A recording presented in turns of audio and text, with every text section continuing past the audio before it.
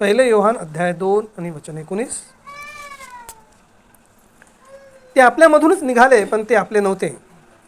कारण जर ते आपले असते तर ते आपल्याबरोबरच राहिले असते, पण ते निघून गेले.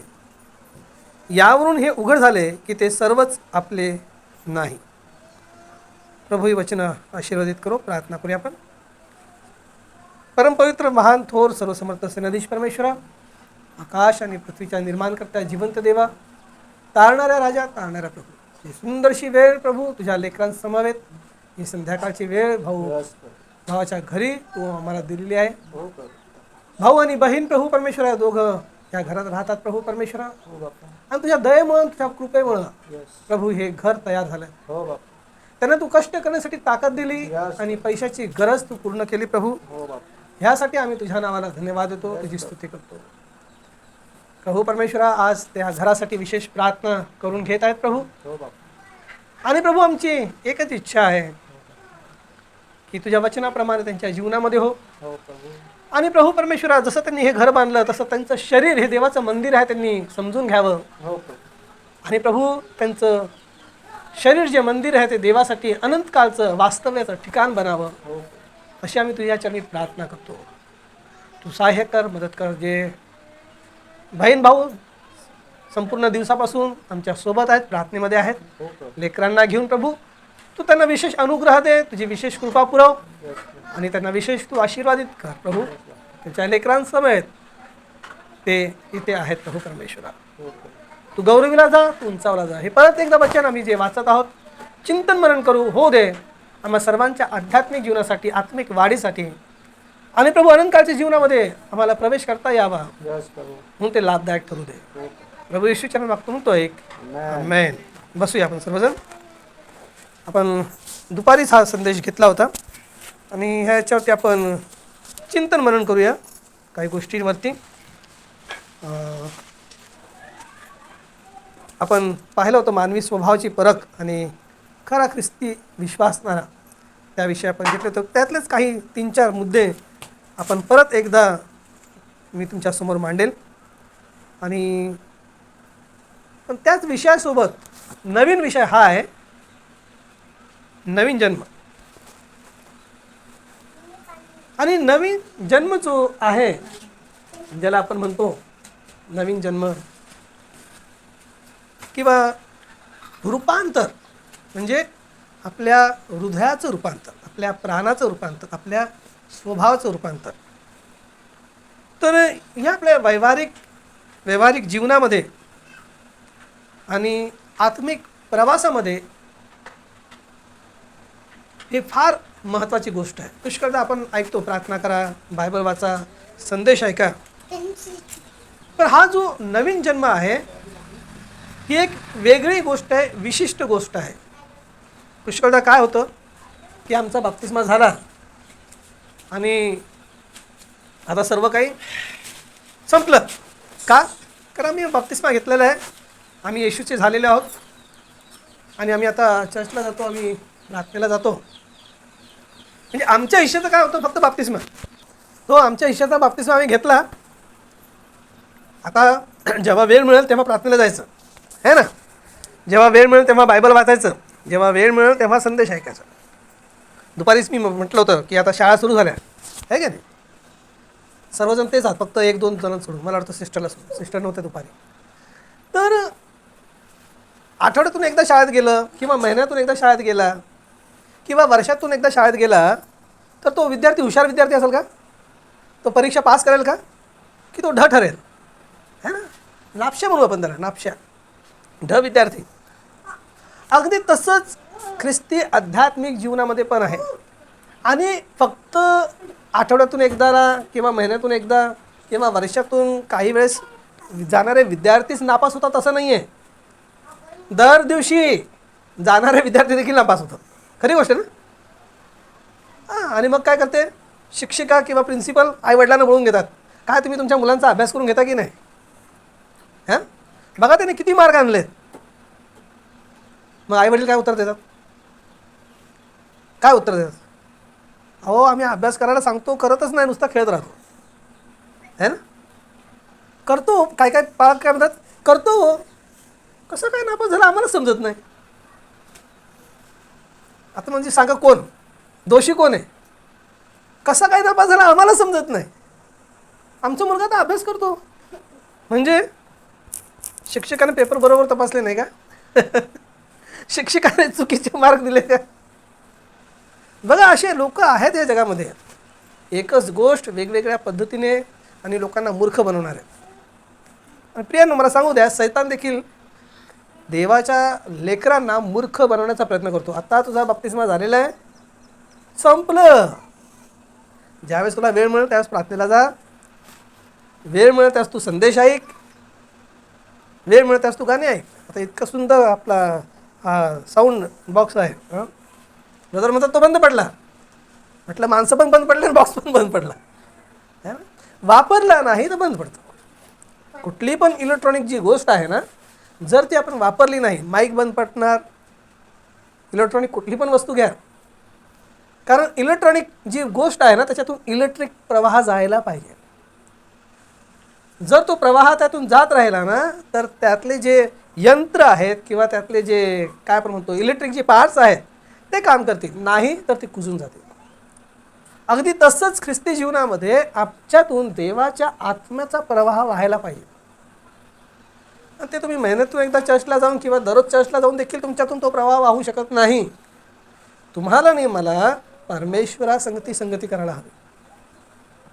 आता जसे इथं प्लग्स आहेत, तिकडं कनेक्शन आहेत, ते कनेक्शनचा तो प्लग मेन प्लग काय म्हणतात तो मेन बॉक्स तिकडं आहे, ते प्लग तिकडं आहेत. पण हे सर्व अशी दूर दूर ठेवले तर त्यातून करंट वाहणार आहे का? नाही. तर त्या पिनमध्ये, त्या बॉक्समध्ये हे पिन जायला पाहिजे. जर ते गेले तर त्याच्यातून तो करंट वाहेल. अगदी तसाच देवाच्या आत्म्यासंगती तुमचा आणि माझा संबंध रोज यायला पाहिजे, रोज यायला पाहिजे. आणि त्यासाठी असं नाही आहे बघा, आपण अर्धा तास 15 मिनटं विशेष वेळ काढला, चांगलीच गोष्ट आहे, काढायलाच पाहिजे. पण मी मागे पण तुम्हाला सांगितलं, उठता बसता तुम्ही प्रभूचं नाव घ्या, प्रभूसंगती बोला, स्वयंपाक करताना का करा ना, शेतीचं काम करत का असताना करा ना, कपडे धुताना का करायला, तुम्ही करू शकता. मनातल्या मनात तुम्ही तुमच्या प्रभूसंगती बोलू शकता, परमेश्वरासंगती बोलू शकता, तुम्ही चिंतन म्हणून करू शकता, काम करता करता देखील. पण होतो काय माहिती आहे का, आमच्या डोक्यातून ती गोष्ट सैतान काढून घेतो.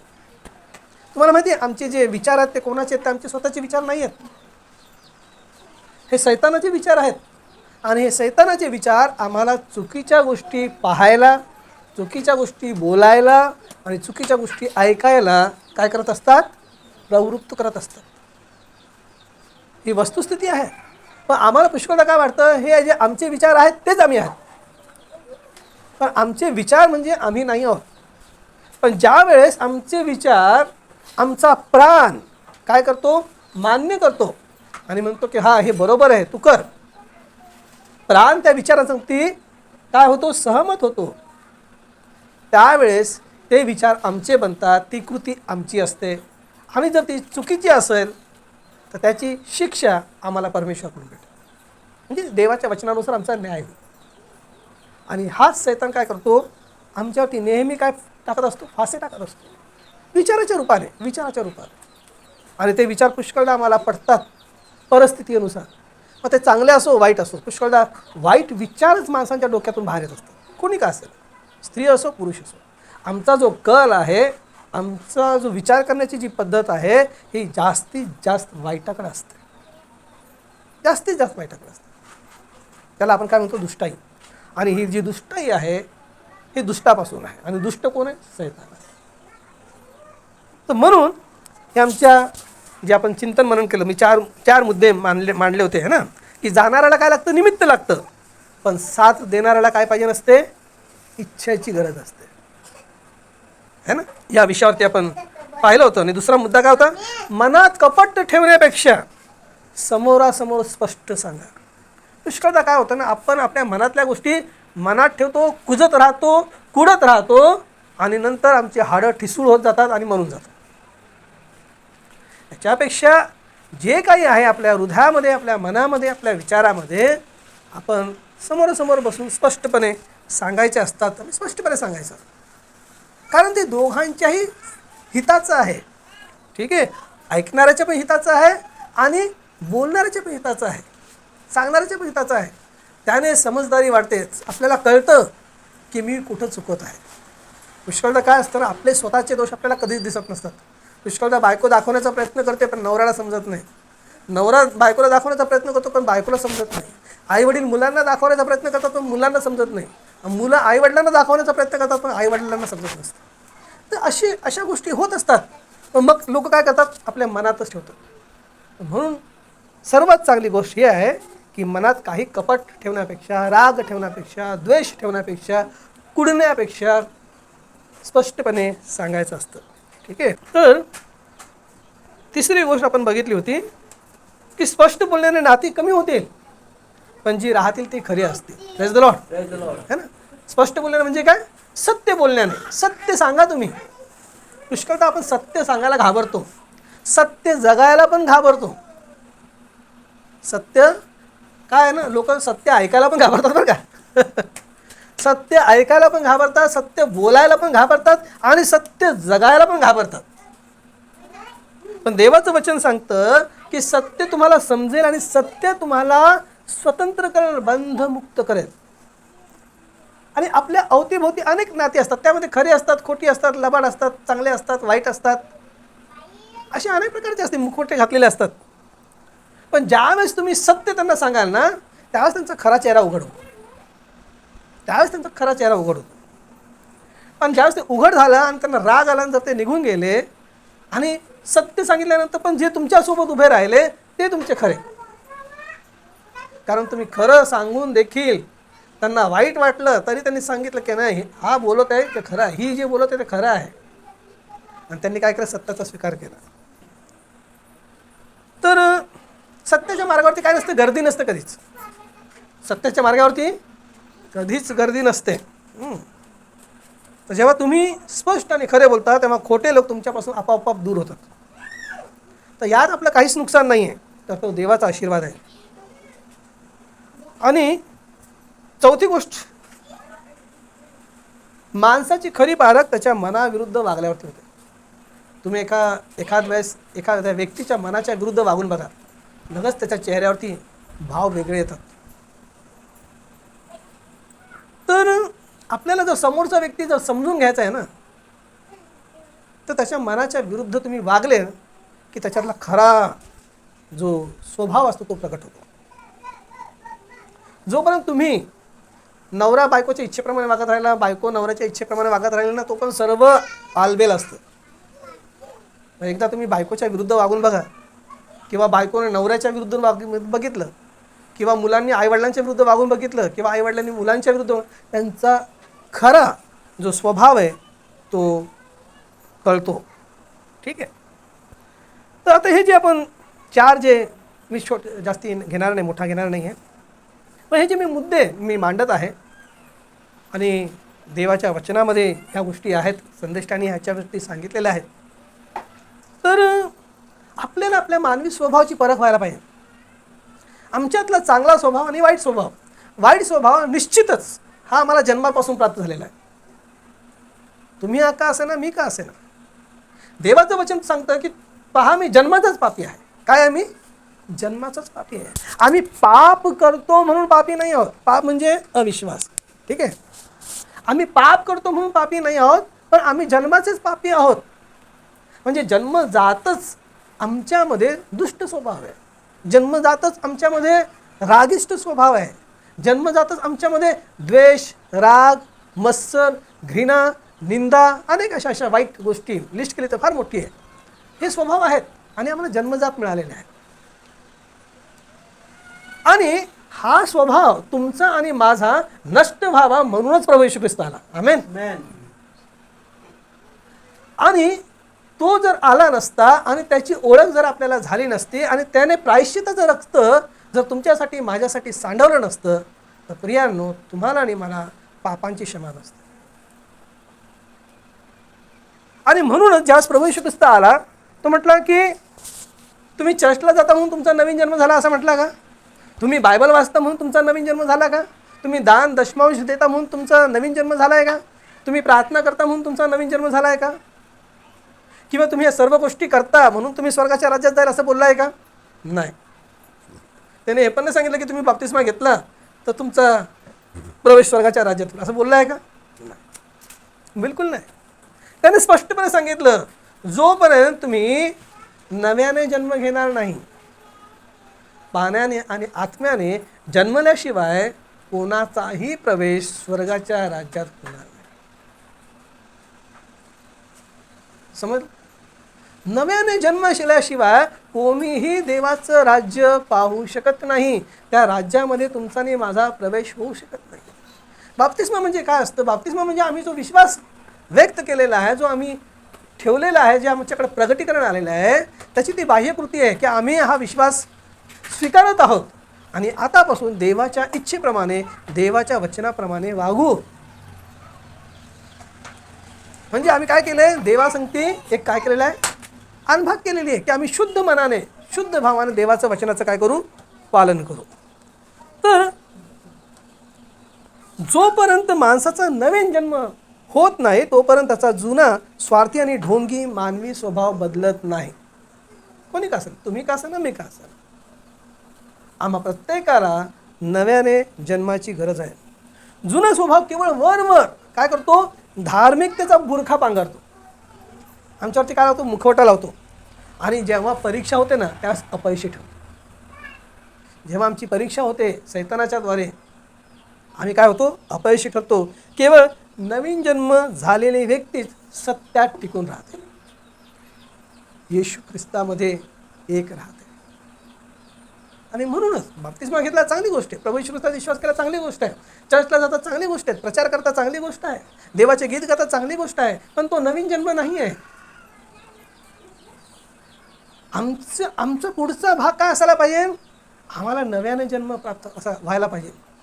आणि दुसरी गोष्ट जी आम्हाला प्राप्त करायची आहे तो देवाचा पवित्र आत्मा आपल्याला प्राप्त करायचा. पवित्र आत्म्याचा बाप्तिस्मा, जो आगीचा बाप्तिस्मा. पुष्कळदा ख्रिस्ती लोक बाप्तिस्मा झाले की थंड होऊन जातात आणि परत जगात जातात आणि तिथंच तर सैतान त्यांना घेरतो. ठीक आहे. आणि म्हणून आपण तो मुद्दा बघितला होता, जाणाऱ्याला निमित्त लागत नाही, जगामध्ये जाण्यासाठी निमित्त लागत नाही, पण देवाच्या वचनासोबत, देवाच्या वचनावरती प्रेम करणाऱ्यांच्या सोबत, देवाच्या सेवकाईसोबत, देवाच्या राज्यासोबत, देवाच्या मंडळीसोबत, त्या प्रकटीकरणासोबत उभं राहण्यासाठी, साथ देण्यासाठी इच्छा लागते. काय लागते? इच्छा लागते. आणि सैतान काय करतो ना, तीच इच्छा काढून देतो. अहो मला तर चर्चला जायचीच इच्छा होत नाही हो मला संदेश ऐकायचीच इच्छा होत नाही, तो इच्छा काढून टाकतो. आणि आमची सर्व इच्छा कुठे लावतो? जग आणि जगातल्या संसाराच्या गोष्टीमध्ये. आणि जास्तीत जास्त आमचा वेळ त्याच्यामध्ये जातो आणि आम्ही त्याच गोष्टीला काय देतो? प्राधान्य द्यायला देतो. ठीक आहे. तर या ठिकाणी जे सांगितलेलं आहे, जाणाऱ्याला निमित्त लागतं. म्हणजे कोण? तुम्ही सत्य ऐकत आहात, देवाचं वचन ऐकत आहात मंडळीमध्ये, पण एक दिवस असं एक कठोर सत्य येतं ते आमच्या फार जिवारी बसतं आणि आम्ही म्हणतो हे कोण ऐकून घेणार, आम्ही कशाला ऐकणार. आणि आम्ही ते सत्य ऐकत नाही, त्या सत्यासोबत उभं राहत नाही. आणि म्हणूनच हे सांगितलेलं आहे 1 योहान अध्याय 2 आणि वचन 19, ते आपल्यामधूनच निघाले पण ते आपले नव्हते, ते संदेशातलेच लोक होते, ते संदेशामधूनच निघाले पण ते संदेशाचे लोक असून सुद्धा ते आपले नव्हते, ते नुसते नावाचे संदेशातले लोक होते. कारण जर ते आपले असते तर आपल्याबरोबरच राहिले असते, संदेशासोबतच राहिले असते, बायबलच्या सोबतच उभे राहिले असते. यावरून हे उघड झाले की ते सर्वच आपले नाही आहे. बघा भाऊ ब्रॅनम काय सांगतात, when the hard truth is preached, those who are not of God will find any little excuse to walk away.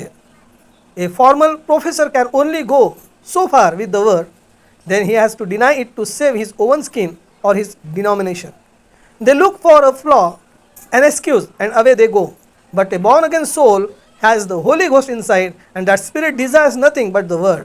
He will stay with the word until death. The true sheep know the voice, and they have the desire to stay no matter how hard the storm blows. मराठीत सांगतो, जेव्हा कठीण सत्य सांगितले जाते तेव्हा जे देवाचे नसतात ते दूर जाण्यासाठी कोणतेही लहान निमित्त शोधतात, ते त्रुटी शोधतात, निमित्त शोधतात आणि निघून जातात. वरवरचा केवळ धार्मिक वेश धारण केलेला माणूस स्वतःला किंवा आपल्या संस्थेला वाचवण्यासाठी एका मर्यादेपर्यंत सत्याची साथ देईल आणि नंतर निमित्त काढून निघून जाईल. पण ज्या आत्म्याचा नवीन जन्म झाला आहे त्याच्या आत पवित्र आत्मा असतो. पण ज्या प्राणाचा नवीन जन्म झाला आहे त्याच्या आत पवित्र आत्मा असतो. तो मरणापर्यंत सत्याशी एकनिष्ठ राहतो. खऱ्या मेंढरांना प्रभूचा आवाज माहीत असतो आणि वादळ कितीही मोठे असले तरी त्यांच्यासोबत राहण्याची इच्छा असते. Praise the Lord. मेंढरांची इच्छा मेंढपाळाच्या सोबतच राहण्याची असते. आणि आमचा खरा मेंढपाळ कोण आहे? प्रभू येशू ख्रिस्त आहे. परमेश्वर तुमचा आणि माझा मेंढपाळ आहे. आणि म्हणून आमच्या वैवाहिक जीवनामध्ये, कौटुंबिक जीवनामध्ये, मंडळीच्या आध्यात्मिक जीवनामध्ये आमची नजर कुठं असावी? ख्रिस्ताकडे असावी. बघा, मी असं सांगू शकत नाही जसं संत पौलाने सांगितलं किंवा भविष्यवक्त्याने सांगितलं. ते फार मोठे लोक, अद्भुत लोक. पण प्रभूची इच्छा आहे की माझ्यामध्ये देखील तीच स्थिती यावी आणि केवळ माझ्यामध्ये नव्हे तुमच्यामध्ये देखील ती स्थिती यावी. आपण त्या स्थितीपर्यंत पोहोचायला पाहिजे. संत पौल काय म्हणतो? जसा मी ख्रिस्तामध्ये चालतो तसं तुम्ही माझं काय करा? अनुकरण करा. तर आमच्यामध्ये ज्या चांगल्या गोष्टी असतील ना त्याचं तुम्ही अनुकरण करा. आमच्या चुकीच्या गोष्टींचं अनुकरण करा. तुमच्या बहिणीमध्ये ज्या चांगल्या गोष्टी त्यांचं अनुकरण करा. तुमच्या भावामध्ये ज्या चांगल्या गोष्टी त्याचं अनुकरण करा. पुष्कळदा आपण ना फार चुकीच्याच गोष्टी बघत राहतो. आपण चांगल्या गोष्टी पण बघायच्या आणि चांगल्या गोष्टीचं चिंतन मनन करायचं. त्यावेळेस आमचा विश्वास वाढतो. चुकणारं कोण नाही आहे, प्रत्येक जण आहे, प्रत्येक जण आहे. आणि म्हणून देवाच्या मंडळीमध्ये, देवाच्या वचनाच्या बाबतीत, आमच्या आध्यात्मिक जीवनाच्या बाबतीत सत्याविषयी आम्हाला समझोता करायचा नाही आहे. हे असं झालं, हे तसं झालं, मी जातो जाणाऱ्यांना जाऊ द्या. मी तर आधीच सांगितलेलं आहे. 4 लोक जरी असतील तुम्ही त्याच उत्साहाने, त्याच आनंदाने सत्य तुमच्याकडे मांडल ह्यासाठी की तुम्ही स्वर्ग रोवण्यासाठी तयार व्हा. हे फार महत्त्वाचं आहे. आज ज्या स्थितीमध्ये, परिस्थितीमध्ये राहतात प्रियानं, बघा जगाचं वातावरण देखील वेगळं झालेलं आहे. क्लायमेट ज्याला आपण म्हणतो, म्हणजे वेळ जवळजवळ येत चाललेली आहे. आम्हाला नाही माहिती उद्या, परवा, 1 वर्ष, 2 वर्ष, 5 वर्ष नाही माहिती. पण आजचा दिवस तुम्हाला आणि मला असा जगायचा. पण आम्ही जगत नाही आहे. आम्ही बोलतो. आम्हाला असा जगायचा आहे की आज जरी मेलो तर आम्ही स्वर्गात जाऊ, किंवा आज जरी प्रभू आला, आउटपोरिंग झालं तर ते आम्हाला मिळावं. पण आम्ही त्याच्या दयेवरती आहोत. हृदयामध्ये विश्वास ठेवा. प्रभू म्हणा तुझ्या दयेवरती मी आहे. मी तुझ्या दयेवरती विश्वास ठेवून, मी तुझ्या कृपेवरती विश्वास ठेवून हा विश्वास ठेवते की प्रभू ज्यावेळेस तू येशील त्यावेळेस मला घेऊन जाशील. ह्या विश्वासाने तुम्हाला जगायचं. भाऊ ब्रायनम काय सांगतात माहिती? त्यानंतर तुम्ही असा विश्वास ठेवा की या संपूर्ण राज्यातून मी स्वर्गात उचलला नाही. Praise the Lord. कारण हा विश्वासच आहे जो तुम्हाला काय करतो? प्रवृत्त करतो त्याप्रमाणे काम करा. किती आम्ही चुकतो, मागतो, प्रभूकडे जायचं, क्षमा मागायची, उठायचं आणि पुढं चालायचं. आमचा विचार म्हणजे पाप नाही आहे, पण ज्या दिवशी ती कृती होती ना ते पाप आहे. समज? सैतान तुम्हाला विचारामध्ये छळणार, सैतान तुम्हाला मानसिक रीतीने त्रास देणार, तुमच्या सर्व जुन्या गोष्टी तुमच्यासमोर रोज रात्री पुढे आणणार. ते विचार आहे. प्रभूने तुमच्या सर्व पापांची क्षमा केली, सर्व पापांची क्षमा केली. अशा वेळेस आम्हाला प्रभूमध्ये मजबूत राहायचं. प्रभूचं रक्त आजही तुमच्यासाठी, माझ्यासाठी आहे. दुसरा, मनात कपट ठेवण्यापेक्षा, जसं मी मगाशी बोललो, समोरासमोर स्पष्टपणे सांगा ना. मनात वाईट ठेवण्यापेक्षा चांगलं आहे की स्पष्टपणे समोरासमोर जाऊन सांगायचं. चर्चमध्ये, कुटुंबात कोणावरती जर राग असेल, आणि पुष्कळ काय होतं, लोकांना मागून कुजबुजतात आणि मनात राग ठेवून तोंडाने गोड गोड गोड गोड गोड म्हणतात. ही वस्तुस्थिती. पण परमेश्वर याला ढोंगीपणा म्हणतो. आणि परमेश्वर या ढोंगीपणाचा काय करतो? धिक्कार करतो. कारण मनात वाईट ठेवून वरून गोड बोलणे हा जुन्या जन्माचा म्हणजे पापी स्वभावाचा सर्वात मोठा गुणधर्म आहे. पण नवीन जन्म झालेला मनुष्य आळशासारखा स्वच्छ असतो. Praise the lord. Praise the Lord.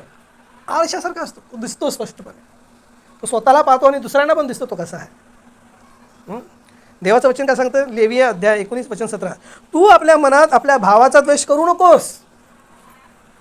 जर भावाचं सांगितलं तर मग नवऱ्याचं पण आला, मग नवऱ्याचा आला तर बायकोचं पण आला, बायकोचा आला तर मग मुलांचं पण आला, सर्वांचा. तू आपल्या मनात आपल्या भावाचा द्वेष करू नकोस. तू आपल्या शेजाऱ्याला नक्कीच खडसावून सांग, म्हणजे त्याच्या पापामुळे तुला दोषी ठरावे लागणार नाही. जर आमच्या घरामध्ये काही चूक घडते नवरा काही चुकीची गोष्ट करत आहे, पाप करत आहे, बायको जर पाप करत आहे, त्याला खडसावून सांगा. बायबल तर सांगतो शेजाऱ्यांना पण सांग. नाही तर तो जर मेला तर त्याच्या पापाचं किंवा त्याच्या रक्ताचा झाडा परमेश्वर तुमच्याकडून, म्हणजे त्याच्या पापामुळे तुला दोषी ठरावे लागणार नाही. जर तो न सांगताच मेला तर तुम्ही आणि मी दोषी. बघा, भाऊ ब्राह्मण म्हणतात, एखाद्याच्या पाठीमागे जाऊन त्याच्याबद्दल बोलू नका. जर तुमच्या मनात भावाबद्दल काही असेल तर त्याच्यासमोर जा आणि त्याला स्पष्ट सांगा. मनात राग ठेवून वरून चांगले वागणे हे निव्वळ आत्मिक ढोंग आहे. परिपूर्ण मनुष्याच्या उंचीचा पहिला थर विश्वास आहे, नंतर सद्गुण, नंतर ज्ञान. नवीन जन्माशिवाय तुम्ही तुमच्या जुन्या पापी मनाला फक्त धार्मिकतेचे कपडे घालत आहात. काय करत आहोत? आम्ही गाणे गातो, चांगले गाणे गातो, धार्मिकतेचे कपडे आहेत. आम्ही प्रचार करतो, चांगला प्रचार करतो, धार्मिकतेचे कपडे आहेत. आम्ही बायबल वाचतो, धार्मिकतेचे कपडे आहेत. आम्ही चर्चला जातो, धार्मिकतेचे कपडे आहेत. आमचा बप्तिस्मा झाला आहे, धार्मिकतेचे कपडे. आम्ही उपास करतो, धार्मिकतेचे कपडे आहेत. आम्ही दान दशमांश देतो, धार्मिकतेचे कपडे आहेत. पण बायबल काय सांगतं? नवीन जन्माशिवाय तुम्ही तुमच्या, बायबल म्हणतो काय, संदेश काय सांगतो? नवीन जन्माशिवाय तुम्ही तुमच्या जुन्या पापी मनाला फक्त धार्मिकतेचे कपडे घालत आहात. पण नवीन जन्म झालेलं हृदय कधीही मनात कपट किंवा राग धरून ठेवत नाही. ते समोरासमोर प्रेमाने सत्य बोलतात. मला सांगा आता, किती बायका आहेत नवऱ्याबद्दल राग मनात धरून ठेवतात? कोणीच हसत नाही, एकदम सर्वच सिरियस आहे. किती दिवस राग धरून ठेवतात? चला कॉम्पिटिशन लावूया, कोण सर्वात जास्ती राग मनात धरून ठेवतो, की कोण पटकन राग काढून टाकतो? कोण आहे सांगा बघू. 2 दिवस कोण राग धरतो मनामध्ये? 3 दिवस? हात वरती करा, मला बघायला आवडत. बरं, 1 आठवडा कोण धरतं मनामध्ये राग? बोलत पण नाही, बघत पण नाही, भांडी असं आपटतो फटक. नवरे लोक किती दिवस राग धरतात? की लगेच दुसऱ्या दिवशी, बाय माझी कशी ग तू, बरे चुकलो मी. बायचं तरी तोंड फुगलेलं आता, हे साबण घे, टावेला घेता आंघोळ करता. नाही, चांगला नाही. देवाचं वचन काय सांगतं? सूर्यास्त झाला राग काढून टाकायचं. सैतान आहे मनामध्ये राग ठेवणारा. हा कोण आहे? सैतान आहे. सूर्याकडे नजर लावायची. सूर्यास्त झालं, संपला. रागाला काय करून टाकायचं? सूर्यासोबत तिकडे गाडून टाकायचं. रागाचं पण अस्त झालं. हां, मग दुसऱ्या दिवशी नवीन काय राग येत असेल येऊ द्या, सूर्य उगवला की उगवू द्या, काय हरकत नाही. पण सूर्य मावळला की तो पण टाकून टाकायचा. नवऱ्याने पण तसंच करायचं, आईवडिलांनी पण तसंच करायचं, मुलांनी पण तसंच करायचं, बहीण भावांनी पण तसंच करायचं. हे देवाचं वचन सांगतं. पण जर आम्ही असंच धरून राहतो, त्याचा अर्थ आमचा नव्याने जन्म झालेला नाही. माझा राग तर फक्त कधी कधी 10-15 मिनटंच असतो, खरं सांग. नाही ठेवायचा राग. माझा राग 10-15 मिनटामध्ये लगेच येऊन जातो, मी काढून टाकतो. ठीक आहे. तर प्रेमाने आम्हाला सत्य बोलायचं आहे. नवरा चुकत असेल प्रेमाने सत्य बोला, बायको चुकत असेल प्रेमाने सत्य बोला. समोरासमोर बसा, आपसामध्ये संवाद करा. आपसामध्ये संवाद करा. सैतान संवाद करू देत नाही. ठीक आहे. तिसरा मुद्दा आपण घेतला होता, स्पष्ट बोलणारे नाते कमी होतील, पण जी राहतील ती खरी असतील. देवाचं वचन काय सांगतं? बघा, ज्यावेळेस काय असतं, ज्यावेळेस तुम्ही स्पष्ट आणि खरे बोलतात ना, तेव्हा खोटे लोक तुमच्यापासून आपोआप दूर होतात. आणि नवीन जन्म झालेला माणूस जगात एकटा पडतो, कारण जगाला त्याचा नवीन स्वभाव आवडत नाही. माहिती? तुम्ही जर येशू येशू कराल, खरा ख्रिस्त ख्रिस्त कराल, ख्रिस्ती लोकांना पण तुमच्यातला ख्रिस्त आवडणार नाही, कारण त्यांचा नवीन जन्म झालेला नाही. ते सर्व लांड्याला बड्या करतात, सर्व चुकीच्या गोष्टी करतील, चर्चला जातील, खोटं बोलतील, दारू पितील, लबाडीची पण कामं करतील. हां, अनेक ख्रिस्ती लोक आहेत, त्यांना आपल्यासारखे आमच्यासारखे लोक आवडत नाहीत. वरून वरून बोलतील, प्रेज द लॉर्ड ब्रदर. ज्यावेळेस त्यांना तुम्ही बायबलमधलं सत्य सांगा, त्यांच्यातला सैतानी आत्मा जागृत होतो. म्हणजे खरंच ख्रिस्तावरती प्रेम करणारे असतील, येशूवरती प्रेम करणारे असतील, तर मग तुम्हाला येशूच्या नावाचा राग काय? समज? तर तुम्ही सत्य सांगा. ठीक आहे. तर नवीन जन्म पावलेला माणूस, झालेला माणूस जगात एकटा असतो. आणि कारण जगाला त्याचा नवीन स्वभाव आवडत नाही. नीतिवचन 18:24 काय सांगतं बघा. पुष्कळ मित्र असणारा माणूस नाशाकडे जातो. माझा हा मित्र, माझा तो मित्र, ह्या संस्थेमध्ये मित्र, ह्या संस्थेमध्ये मित्र, त्या संस्थेमध्ये मित्र. तुम्ही जास्त मित्र जमून काय करणार आहात? काय करणार काय? देवाचं वचन सांगतं. पण असाही एक मित्र असतो जो भावापेक्षाही जास्त जवळ असतो. असले लोक निवडायचे. देवाचं वचन सांगतं बघा. भाऊ ब्रॅनम काय सांगतात. सत्याचा मार्ग अरुंद आहे आणि त्यावर चालणारे फार थोडे आहेत. जेव्हा तुम्ही सत्यासाठी उभे राहता ना, तेव्हा तुमची अनेक मित्र गमवाल. तुमचं वर्तुळ लहान होईल, पण ढोंगी लोकांच्या गर्दीत राहण्यापेक्षा ख्रिस्तामधील काही मोजक्या खऱ्या विश्वासू लोकांसोबत एकटे उभे राहणे मला जास्त आवडेल. जेव्हा तुमचा नवीन जन्म होतो तेव्हा तुम्ही या जगासाठी मिसफिट म्हणजे अयोग्य ठरतं. जगासाठी म्हणजे तुमच्या नातलगांसाठी तुम्ही अनफिट असतात. हा माणूस बरोबर नाही आहे, हा आमच्यातला नाही, आमचा नातलग नाही आहे. नाते असून सुद्धा तुम्ही त्यांच्यामध्ये फिट नाही बसू शकत. जगातले तुमचे मित्र जरी असतील तरी त्यांच्यामध्ये देखील तुम्ही फिट बसू शकत नाही. जेव्हा तुमचा नवीन जन्म होतो तेव्हा तुम्ही या जगासाठी मिसफिट म्हणजे अयोग्य ठरता. तुमचे जुने मित्र तुम्हाला सोडून देते. तुमचे वर्तुळ लहान होईल, ते तुम्हाला वेडे आणि धार्मिक म्हणतील. पण लक्षात ठेवा, तुम्ही वरून जन्मलेले देवाचे नवीन बाळ आहात. तुम्ही नवीन निर्मिती आहात, देवाची नवीन निर्मिती आहात. ठीक आहे. चौथा मुद्दा आपण घेऊया. माणसाची खरी पारख त्याच्या मनाविरुद्ध वागल्याने होते. माणसं नीट समजून घ्यायची असतील तर त्यांच्या मनाविरुद्ध वागून बघा. जोपर्यंत आपल्या लोकांच्या मनासारखे करतो तोपर्यंत ते आपले कौतुक करतात. माणसाचा खरा स्वभाव स्पिरिट कधी कळतो? जेव्हा आपण त्याच्या मनाविरुद्ध जातो. तोपर्यंत माणसाचा नवीन जन्म होत नाही. तोपर्यंत त्याच्या मनाविरुद्ध वागल्यावर त्याचा जुना हिंस्ट स्वभाव बाहेर येणार. पण नवीन जन्म झालेली व्यक्ती ख्रिस्तासारखी नम्र राहते.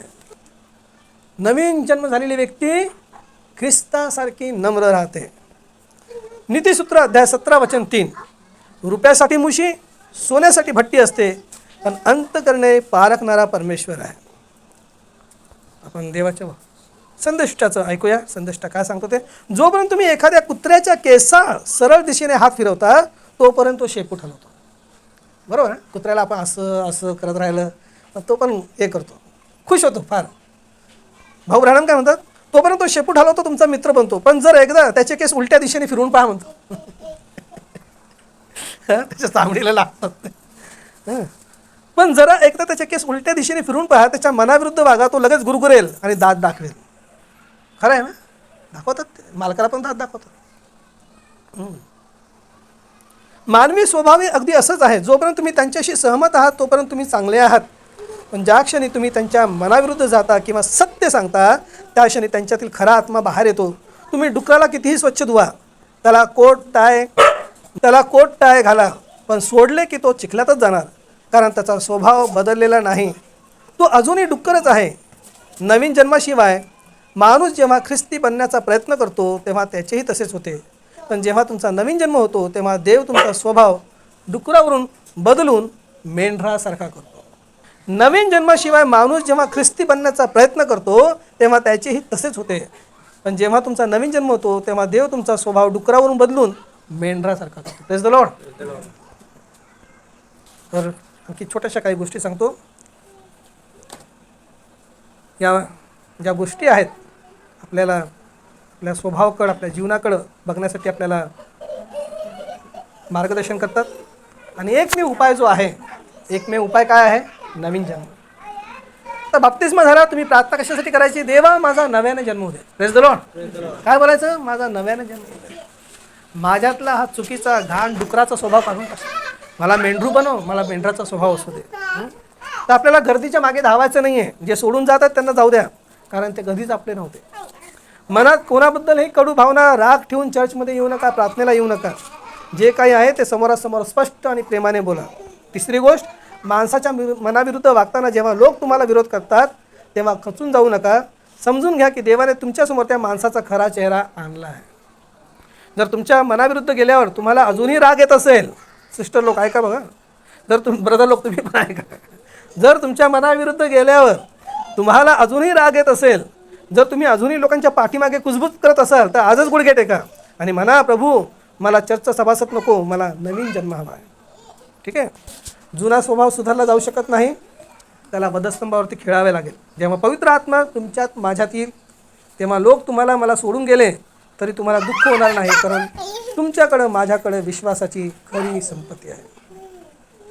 ठीक आहे, आपण उभे राहूया. आपण देवबाप्पाला म्हणूया की प्रभू आमच्या जुन्या स्वभावाचा त्याग करा ना, आम्हाला सहाय्य कर आणि आम्हाला खरा जो नवीन जन्माचा आशीर्वाद आहे तो तू आम्हाला दे. ठीक आहे, आपण प्रार्थना करूया.